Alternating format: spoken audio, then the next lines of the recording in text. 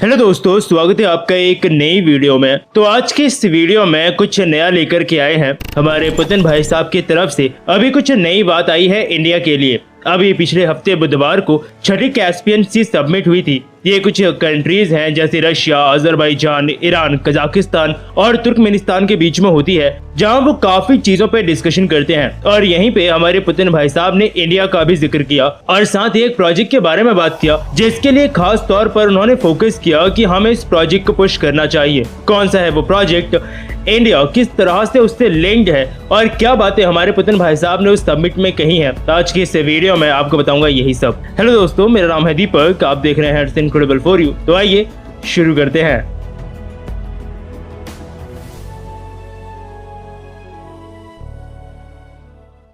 तो ये आपको पता होगा एक्चुअली कि चाइना इस वक्त BRI यानी belt and road initiative project पे काम कर रहा है, जिसके लिए उसका कहना है कि एक ग्लोबल इंफ्रास्ट्रक्चर मैन्युफैक्चरिंग स्ट्रेटेजी है। और हमने कई देश इसके लिए कुर्बान होते हुए भी देख लिए, जैसे कि पाकिस्तान। ये वैसे सच में एक बहुत ही बड़ा इनिशिएटिव है, लेकिन एक ऐसा ही इनिशिएटिव और है जिसके बारे में पता नहीं आपने सुना है या नहीं। इसका नाम है international north south transport corridor. मैं आपके लिए उसका मैप डाल दूंगा स्क्रीन पे, ताकि आप एटलीस्ट ये देख सको कि ये कॉरिडोर कितना बड़ा है और कहां-कहां से होकर जा रहा है। ध्यान से देखोगे अगर आप, तो इंडिया भी इस कॉरिडोर का पार्ट है। ये लगभग 7200 किलोमीटर लंबा मल्टी मॉडल नेटवर्क होगा शिप, रेल और रोड्स का, जिसके बीच में गुड्स और फ्रेट्स को ट्रांसफर किया जाएगा।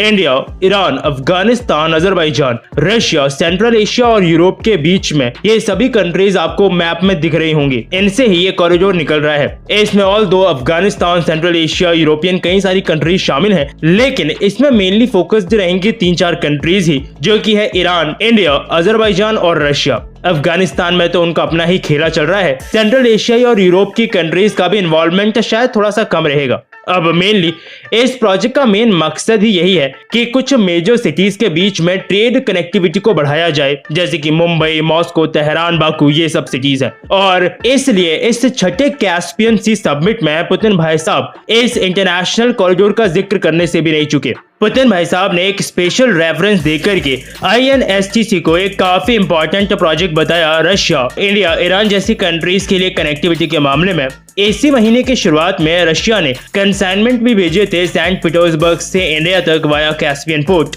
और इसको जो लगभग टाइम लगा वो था 25 दिन। यानी नॉर्मली जो टाइम लगता है रशिया से इंडिया या इंडिया से रशिया गुड्स ट्रांसफर करने में, वो 40 दिन के आसपास होता है, जो कि इस कॉरिडोर से सिर्फ 25 दिन हो गया है। और इसके साथ एक्चुअली एक फायदा ये भी है कि टाइम कम लगने के साथ ये इंडो रूस ट्रेड के लिए एक वायबल ऑप्शन है, क्योंकि जियोपॉलिटिक्स में इस वक्त रशिया के साथ क्या हो रहा है ये सभी जानते हैं। जब से पुतिन भाई साहब बंदूक लेकर यूक्रेन में घुसे हैं, तब से रशिया के लिए चीजें बहुत बदल गई है, और इसका इफेक्ट कहीं ना कहीं इंडिया रूस ट्रेड तक भी पहुंचना ही है। इवन लॉन्ग टर्म में तो ये भी बोला जा रहा है कि ये एक अल्टरनेटिव ऑप्शन ऑलरेडी हो सकता है स्यूज कैनाल वाले रास्ते का। आपको शायद याद होगा कि कुछ समय पहले एक शिप यहाँ इस कैनाल में अटक गया था, जिसमें क्रू इंडियन भी था। तो काफी उस समय ये चीज न्यूज में रही थी। और इसके साथ साथ चाइना के बेल्ट एंड रोड इनिशिएटिव का भी ये एक अल्टरनेटिव प्रोवाइड कर देगा, जिसमें इंडिया भी एक पार्ट होगा, क्योंकि बेल्ट रोड इनिशिएटिव के अंदर भी चाइना यूरोप को चाइना से कनेक्ट करना चाहते हैं वाया सेंट्रल एशियन स्टेट्स। लेकिन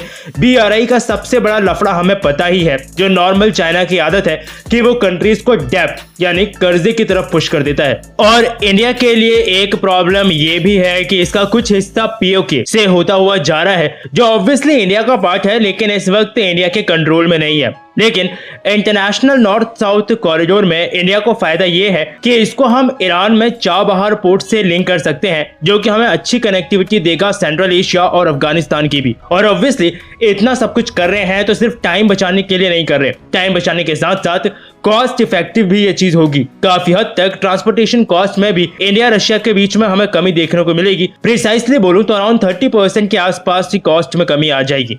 तो आपको एक तरह से थोड़ा सा आइडिया तो लग गया होगा कि क्यों पुतिन भाई साहब काफी हद तक जोर देकर के सबमिट में इसके बारे में बात कर रहे थे। थोड़ी सी इन्फॉर्मेशन आपको और दे देता हूँ इसके बारे में। तो इस कॉरिडोर का फाउंडेशन स्टोन असल में सितंबर 2000 में रखा गया था और रशिया, ईरान और इंडिया इनिशियली इसके पार्ट बने थे। अजरबैजान ने ये एग्रीमेंट 2005 में ज्वाइन किया था और इस प्रोजेक्ट में इस वक्त अब काफी सारे कंपोनेंट्स हैं। आपके लिए मैं स्क्रीन पे लिख दूंगा ताकि आप थोड़ा सा उनके बारे में भी पढ़ सको। अजरबैजान ऑल्दो इस प्रोजेक्ट में लेट शामिल हुआ था क्योंकि रशिया, ईरान, इंडिया को ही आप इसके फाउंडिंग कंट्रीज कह सकते हो, लेकिन अजरबैजान इस वक्त इस प्रोजेक्ट में कंट्रीब्यूशन काफी ज्यादा कर रहा है, हाईली इन्वॉल्व है वो इस वक्त, जहां नई ट्रेन लाइंस को बनाने का काम, नए रोड्स को बनाने का काम अजरबैजान द्वारा किया जा रहा है। प्रधानमंत्री नरेंद्र मोदी अभी कुछ समय पहले एक ऑफिशियल विजिट पे तुर्कमेनिस्तान गए थे, तो वहां पे भी मोदी साहब ने तुर्कमेनिस्तान को इनवाइट किया था कि अगर आप चाहो तो इस प्रोजेक्ट का पार्ट बन सकते हैं, क्योंकि ऑब्वियसली एक काफी बड़ा प्रोजेक्ट है जहां पे म्यूचुअल अंडरस्टैंडिंग के साथ काफी सारे देशों का कंट्रीब्यूशन रहेगा। ड्राई रन्स भी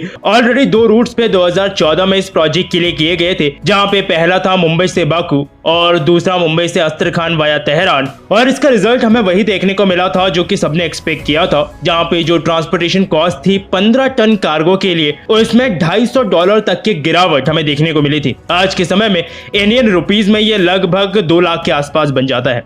तो वैसे इस प्रोजेक्ट के बारे में पुतिन भाई साहब ने बात किया तो इसलिए मैंने आपको बता दिया, लेकिन अगर पर्टिकुलरली रशिया की बात की जाए तो मेरे ख्याल में फ्यूचर में रशिया बहुत कुछ ऐसा करेगा जिससे उनकी डिपेंडेंसी काफी हद तक वेस्ट पे कम हो, क्योंकि वेस्ट कितना किसी कंट्री की इकोनॉमी को कंट्रोल कर सकता है वो हमने अभी देखा जब यूक्रेन रशिया वॉर हुआ था। खैर बाउंस बैक भी पुतिन भाई साहब ने वैसे काफी अच्छा किया उसके बाद। तो बस मुझे इस वीडियो में इसी न्यूज के बारे में बात करनी थी, और ये प्रोजेक्ट मैंने शायद पहले कभी कवर भी नहीं किया था इस चैनल पे, क्योंकि अकेले इंडिया का प्रोजेक्ट नहीं था, तो इसी बहाने ये कवर भी हो गया। आपको इससे रिलेटेड कुछ भी कहना हो तो नीचे कमेंट सेक्शन खुला है, अपनी राय वहां पर जरूर लिखिएगा। वीडियो पसंद आई हो तो लाइक और शेयर जरूर करना। मुझसे कुछ भी कहना चाहते हैं तो आप मुझसे ट्विटर पे जुड़ सकते हैं, ये है मेरी ट्विटर आईडी। फिर मिलूंगा आपसे एक और नए इंटरेस्टिंग टॉपिक की एक नई वीडियो के साथ, तब तक के लिए अलविदा।